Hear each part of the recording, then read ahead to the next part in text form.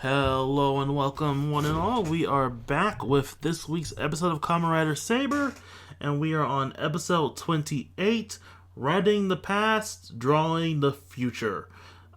This is the season requisite callback or clip show episode. Basically, this episode, well, not a clip show episode in particular, this is the recap episode where they basically reiterate characters' various motivations, various character things, and we can catch up with our various heroes and villains in our three-way war. And this kind of ironically felt very similar to Zero One's own recap episode, which was episode 25 of that series. And I looked it up too. Yeah, it was episode 25 of Zero One, and it's very eerily similar to this episode in the way it's structured. As, like, okay, so this episode goes from our heroes reiterating their, basically, specifically Toma's kind of origin story and that whole scenario, as well as catching up with the villains and them setting their goals, and then the other villains setting up their goals for the, I guess, next arc of the series. But, you know, that's basically the first half of the episode, which is the majority of the episode, with the latter half focusing on Kento, specifically his whole situation as a kind of fourth faction in this three-way war. So we have Toma's group, we have the Swords of Logos, we have the Megiddo, and then we have Kento, who's kind of like the wild card, wild factor in this whole crazy scenario that's going on here. So, yeah, there's not a lot to this episode except for the whole stuff with Kento towards the end of it. But I do want to mention some things that do pop up in the episode. First off, the Swords of Logos. They reveal the 11th Rider, Kamen Rider Durandal. And we'll talk about him next week because that's his official debut. But he does show up in this episode. And he's also Reika's brother. And she drops the Onisama.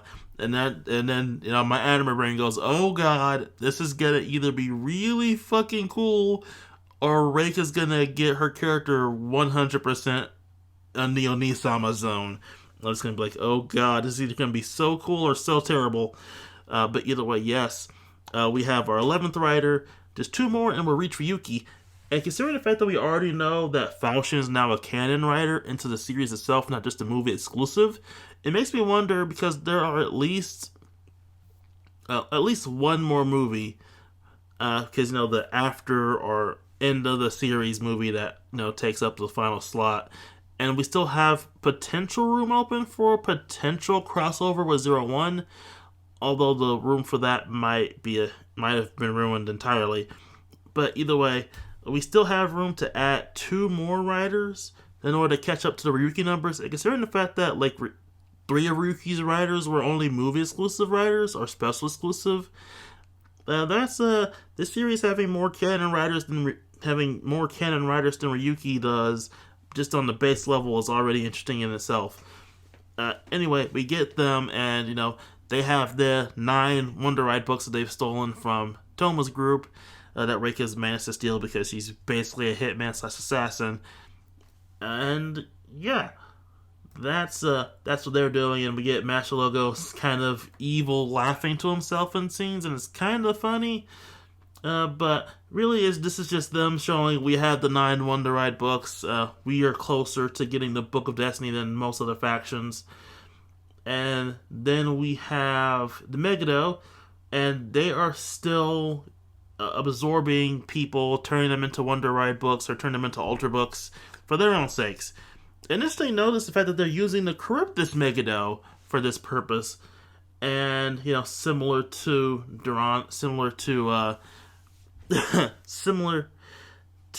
Disaster, it's gaining intelligence and growing smarter than most of the standard Megiddo that we have throughout the series, because it's a combination of, you know, 3 different Megiddo similar to Disaster.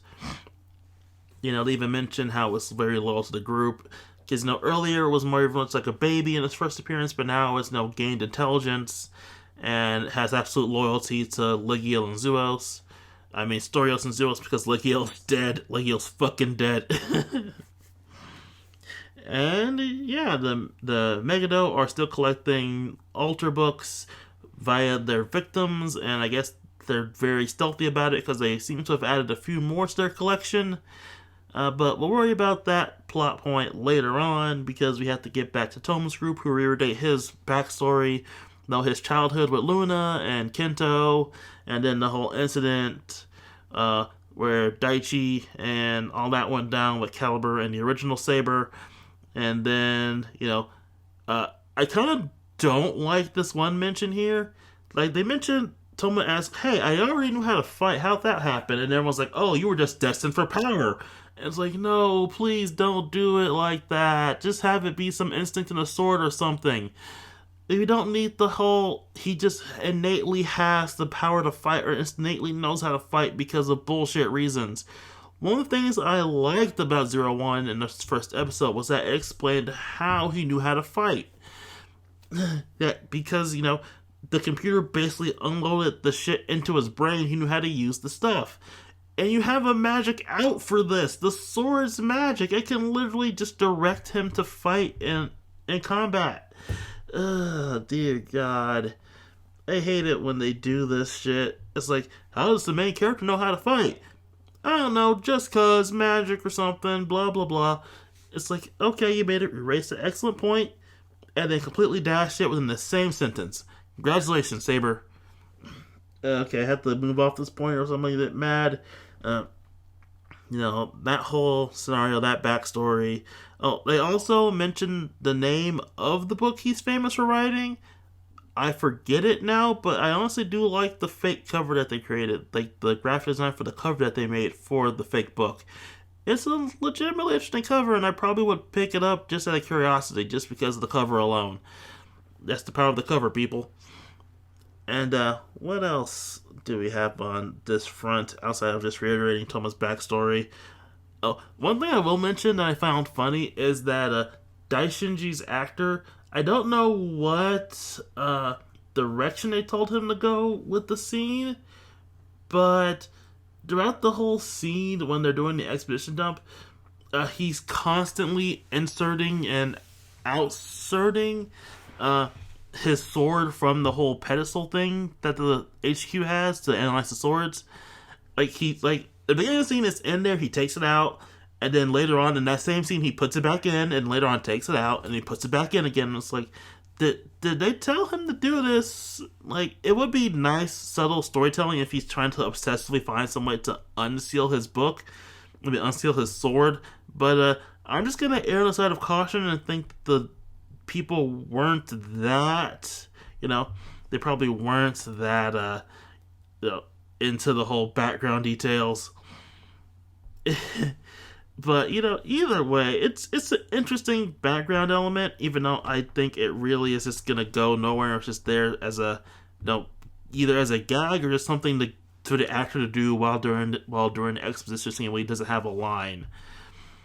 And yeah, that's all for that plot. At least that part of the plot. And let's move on to the final part with Kento. And yeah, it's a scene. So earlier in the episode, we had Zast mentioned, so he shows up later on because apparently Zast is kind of like Candyman. If you mention him enough, he'll just show up in the episode, which, about damn time, it's been like 5 episodes since we've last seen you. And I guess you're tied to Ren's story. And also, Ren decides to leave Swords of Logos for Kento. Okay, so basically Ren is, over every other character, the most disliked character in the series. And I get why. He has literally no character outside of obsessed with Kento. That is literally it. They began with him being a Kento fanboy, and they end with him being a Kento fanboy. That's as deep as he goes. And I really want him to grow a third dimension as a character so that we can have something else about him, but I don't think we're ever going to get that. Even with the most recent events of this episode, which, spoilers, I'm reviewing the whole episode anyway, so this whole episode series of spoilers, he gets his sword sealed, or at least one of the swords sealed, because, it's two swords, so does he have to seal both of them, or can you just seal the one and it works for both? Either way, semantics. That he gets his sword sealed by Kento, and then he says he has to go stronger to prove himself to Kento. And here I am thinking, for love of God, please at least, say you want to get revenge for your sword or something.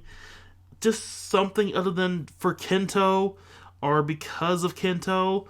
I need you to grow a third dimension as a character. At least give this guy something outside of Kento. His Kento obsession. It's or at least explain why he's so obsessed with Kento. Hell, I'd even take the whole obsessively in love with joke at this point, because at least it would be something other than this vague notion of friendship or rivalry that exists between the pair, specifically on Ren's side of the matter. I just don't get it. I don't get what they want us to feel from this character, outside of just pure annoyance. It's just, okay, I need to move on from this. Anyway, sword sealed. The Zast shows up because Ren is there, and apparently Zast only shows up when Ren is around because he finds Ren interesting. And, they fight in a pretty interesting fight. It was pretty different from the standard fair fights, at least especially in this series. And, Kento and, Ren gets the sword sealed, and then Toma shows up and fights Kento for 5 minutes. Was it exactly even 5 minutes? It probably was less, but it feels like it was only 5 minutes. Beats Kento, which is a surprise. Normally stuff like this, they end in a draw, but no, this outright has Toma win the fight. And Kento decides, to keep going, stating that this must have been the burden his father carried, which his dad also might have seen the alternate futures of the destroyed worlds and all that kind of stuff, which, that's interesting. We can only have a guess at it, though. And why is it only particularly this? Kento sees it, and his dad sees it, but, Daichi didn't see it. Or at least we believe Daichi didn't see it. His whole motivation was trying to figure out what was up with his friend. And, that we don't... It's interesting to think that maybe this particular bloodline, maybe they have something in connection to the Sword of Darkness or something. Maybe to be explained later, but probably unlikely. We'll probably have, them explain, Ren's obsession with Kento before we have them explain the nebulous powers of the Sword of Darkness, and the Sword of Light, for that matter. And that's basically the episode, outside of, them showcasing the Randall, at least, hinting at him for next week's episode. So, yeah, that's it. Pretty light overall. They have some hint that, Ren might be going down the path that might turn him into a Megado, similar to the Zast. We get to see the Megado doing stuff. Oh, as a side note, we do get a bit where Mei can see Wonderworld for a split second, and I'm honestly kind of happy that she has a bit more plot significance now, but also kind of mad that, hey Mei, you know that that the Megado are targeting people, that Wonderworld exists, and you just see you seeing it in the sky as a bit of a daydream. You should probably tell Toma just to be safe. Even if they don't 100% know that they're targeting the people who can see Wonderworld, they can at least, have some hints, and this could hopefully lead them to figuring out a way to either protect the current people who are being hunted down, or save the people who have been hunted down, although I'm pretty sure that's only going to be fixed by endgame of the series. So, yeah, overall, this episode, it's a fine episode. Honestly, I am annoyed by various parts of it, especially Ren's whole story, because it feels like this would be a bigger scene if they had explained, Ren's Kento obsession a bit better than just, oh, I like him because he's strong. That's as far as you go. That's as much depth as we're gonna get from this character. If they had bothered to explain it before this point, then it would have worked. But by this point, it's just I get the sense of betrayal he feels, but at the same time, I don't 100% buy it, and I really would just like for this plot to either be explained or just dropped at this point.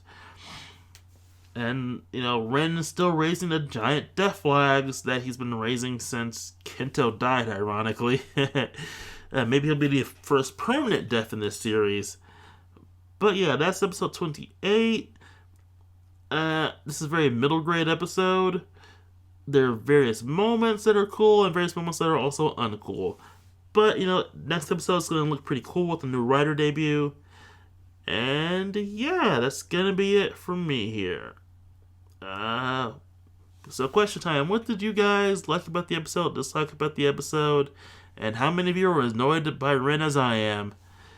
And well, till next week, everybody.